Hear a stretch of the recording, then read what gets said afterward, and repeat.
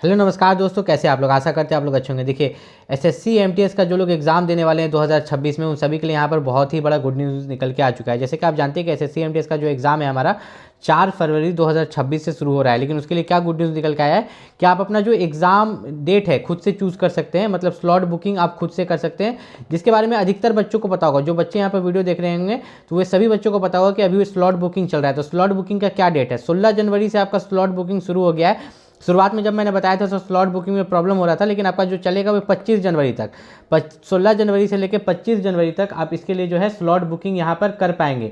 उसके बाद जो है यहाँ पर आपका 4 फरवरी से एग्जाम होगा। कब होगा? 4 फरवरी से।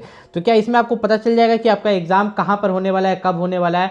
तो देखिए आपको जो सिटी इंटीमेंटेशन मिलेगा, ठीक है, सिटी इंटीमेंटेशन जो मिलेगा वो भी मिलेगा आपको यहाँ पर, ठीक है, वो यहाँ पर मिलेगा। लेकिन जो मेनली एडमिट कार्ड है वो 4 दिन पहले ही मिलेगा, एग्जाम से 4 दिन पहले। जैसे कि आपका 4 फरवरी का एग्जाम है तो उससे 4 दिन पहले ही आपको यहाँ पर एडमिट कार्ड मिलने वाला है। अब एडमिट कार्ड को लेकर यहाँ पर बहुत बच्चों को समस्या होती है एसएससी एमटीएस में, कि एसएससी एमटीएस में जो आपको एडमिट कार्ड मिलता है, ठीक है, तो उस एडमिट कार्ड पर जो आपका फ़ोटो रहता है, अगर आपको सेम फ़ोटो चाहिए, ठीक है, एडमिट कार्ड पर जो फोटो रहता है अगर सेम फोटो चाहिए तो वो सेम फोटो बाद में कभी कभी नहीं मिलता है। तो कोई दिक्कत नहीं, एडमिट कार्ड का जो पीडीएफ है ना, उस पीडीएफ को लेकर आप कैफ़े में जाइएगा और पीडीएफ में जो फोटो रहेगा वही फोटो को आप पासपोर्ट साइज में निकलवा लीजिएगा। एग्जाम पर जाइएगा तो वही लेके चल जाइएगा। किसी तरह का इसमें दिक्कत लेने की जरूरत नहीं है। मेन आप तैयारी कीजिए, ठीक है।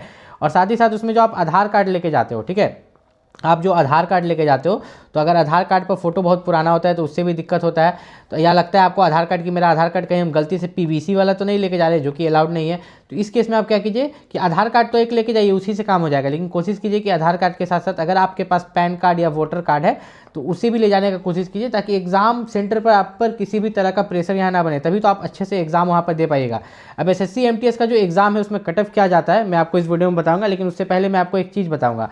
आपने पोस्ट प्रेफरेंस भरा होगा एसएससी एमटीएस का, जब एग्जाम फॉर्म आपने भरा होगा तो उस समय आपने कुछ पोस्ट प्रेफरेंस भरा होगा, कुछ स्टेट्स को ABCD करके, कि पहला में आपने अपना बिहार दे दिया, फिर झारखंड, फिर यूपी, ऐसे करके आपने हर स्टेट के लिए पोस्ट प्रेफरेंस भरा होगा कि कहीं ना कहीं मेरा सिलेक्शन हो जाए, या आपने ऑल इंडिया दिया होगा। तो उसके बारे में हम यहाँ पर बात करेंगे, लेकिन उससे पहले हम एसएससी एमटीएस के कट ऑफ के बारे में बात करेंगे।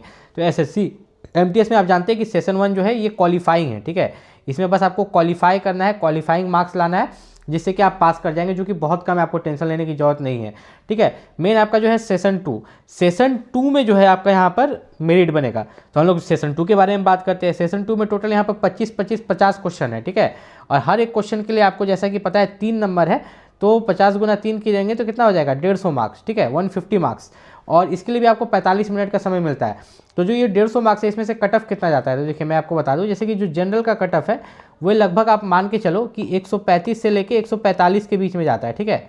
यहाँ पर जो जनरल का कट ऑफ है, यहाँ पर अगर हम यहाँ पर देखें तो वह आपका कितना जाता है 135 से लेके, जनरल का कट ऑफ 135 से लेके 145 के बीच में। ओबीसी की बात करें तो ओबीसी का कट ऑफ जो है वो भी 130 से लेके यहाँ पर 137 के बीच में जाता है। अगर SC ST की बात करें, SC ST EWS, अब आप बोलिए कि हर स्टेट का तो कट ऑफ अलग अलग जाता है एसएससी एमटीएस का। एसएससी एमटीएस में हर स्टेट का कट ऑफ अलग जाता है, आप ध्यान से सुनिएगा। ये एक मैं एवरेज आपको कट ऑफ बता रहा हूँ कि आपका ये 115 से लेके यहाँ पर 130 के बीच में जाता है SC ST और EWS। तो कुछ स्टेट्स का कम भी जाता है। तो अब यहाँ पर क्या होता है मैं आपको समझाता हूँ। जैसे कि मान लीजिए कि मैं ही एसएससी एमटीएस का फॉर्म भरता हूँ, मैंने जो है यहाँ पर पहला स्टेट का जो प्रेफरेंस दिया था, ठीक है, मान लीजिए कि पहले मैंने यहाँ पर दिया था कि मेरा बिहार में होना चाहिए, कहाँ होना चाहिए, बिहार में। दूसरा मैंने दिया कि बिहार में नहीं तो मेरा झारखंड में होना चाहिए, ठीक। तीसरा मैंने यहाँ पर दे दिया कि नहीं मेरा यूपी में भी हो सकता है, ठीक, अगर उससे कम नंबर आया तो फिर दिल्ली में हो सकता है। फिर मैंने दे दिया गोवा दे दिया, फिर मैंने केरला दे दिया, ठीक है। केरला के बाद मैंने यहाँ पर तमिलनाडु दे दिया, ठीक है, सॉरी मैं यहाँ पर महाराष्ट्र दे देता हूँ, महाराष्ट्र। अब यहाँ पर मैं देखता हूँ मैंने जो मार्क्स लाया, ठीक है, यहाँ पर सबसे पहले मैं यहाँ पर मार्क्स के बारे में बात करता हूँ कि मैंने एसएससी एमटीएस का एग्ज़ाम दिया, एग्ज़ाम में मैंने कितने मार्क्स लाए। तो एग्ज़ाम में जो मैंने मार्क्स लाए 150 मार्क्स, 150 का एग्ज़ाम था, तो 150 में मैंने लाया 130 मार्क्स, ठीक है, या मैं मान के चलता हूँ 120 मार्क्स, 120 मार्क्स, ठीक है। एग्जाम में मैंने 120 नंबर लाए। अब सभी के लिए यहाँ पर मैं कट ऑफ लिख देता हूँ, ठीक है। मान के चलो कि मैं जनरल कैटेगरी से हूँ, कैसे हूँ, जनरल कैटेगरी से। मैंने पोस्ट प्रेफरेंस तो सभी को भरा था, ठीक है। तो अब यहाँ पर ये लोग देखेंगे कि किसका कट ऑफ क्या जा रहा है। जैसे कि बिहार का कट ऑफ यहाँ पर अगर देखें, ठीक है, बिहार का कट ऑफ यहाँ पर मान के चलते हैं कि आपका यहाँ पर जा रहा है 135 जनरल के लिए, झारखंड का 132 जा रहा है, यूपी का जो है 140 जा रहा है, ठीक है, दिल्ली का जो है 133 जा रहा है कट ऑफ, गोवा का यहाँ पर हम देख रहे हैं तो 117 जा रहा है, ठीक है, केरला का यहाँ पर देख रहे हैं तो 125 जा रहा है, ठीक है। महाराष्ट्र का भी देख रहे हैं तो 130 जा रहा है। तो इन सभी में अगर आप ध्यान से देखेंगे तो जो गोवा का कट ऑफ है वो मैच कर जाता है। गोवा का कट ऑफ 117 जा रहा है, मुझे मार्क्स आया 120, तो मुझे गोवा में जॉब मिल जाएगा, ठीक है। तो इस तरह से यहाँ पर चलता है, ठीक है। यहाँ पर अगर बात करें तो ये इस तरीके से चलता है, इस तरह से काम करता है। जब आप मार्क्स लाते हो तो इस तरह से आपका सिलेक्शन होता है एसएससी एमटीएस में। तो एसएससी एमटीएस में अगर आपको यहाँ पर कोई भी दिक्कत है स्लॉट बुकिंग को लेके, कुछ को भी लेके, तो नीचे में आप कमेंट कर सकते हैं यहाँ पर। और एक चीज़ का खास ख्याल रखिएगा एसएससी एमटीएस में कि आपका जो यहाँ पर सेशन 2 है, ठीक है, इंग्लिश और जीके, तो ऐसा नहीं कि कोई एक सब्जेक्ट मजबूत होना चाहिए, इंग्लिश या जीके दोनों। एसएससी एमटीएस में आपको पता है कि इंग्लिश और जीके पर ही मेरिट बनता है, ठीक है। मैथ्स और रीजनिंग सिर्फ क्वालिफाइंग है, तो इंग्लिश और जीके पर जो मेरिट बनता है तो उसमें किस हिसाब से अटेम्प्ट करना चाहिए मैं आपको बताऊंगा। देखिए सबसे पहले यहाँ पर अगर बात करें, एक नॉर्मल बच्चा अगर आता है, ठीक है, और वे इंग्लिश और जीके में जो अटेम्प्ट करता है, ध्यान से समझिएगा। मान लीजिए कि मैं ही इंग्लिश में अटेम्प्ट करता हूँ 25 में, ठीक है, 25 में मैं 22 क्वेश्चन अटेम्प्ट कर देता हूँ, और जीके में जो है 25 में मैं 10 क्वेश्चन अटेम्प्ट करता हूँ। तो अब मैं इसका रेशियो निकालता हूँ कि मुझे कितना मार्क्स मिलेगा।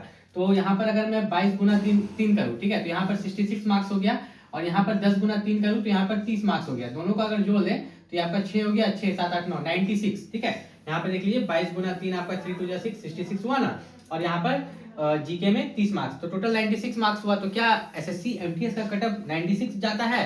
150 का एग्जाम होता है, टोटल आपका 150 मार्क्स का एग्जाम होता है, तो क्या इसका कटअप 96 जाता है? नहीं।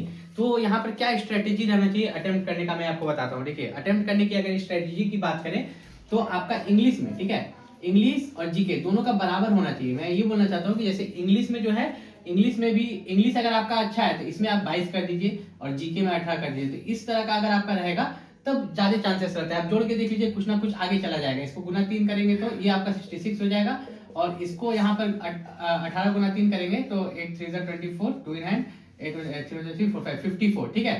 तो यहाँ पर आपका 54 हो गया, और दोनों को जोड़ेंगे तो 6 4 10, एक हाथ में, ठीक है, 6 5 11, एक 12, 120। तो ये कुछ आपका कटअप के आसपास चल जाता है कि कम से कम एमटीएस नहीं तो आपका हवलदार क्वालिफाई हो जाएगा।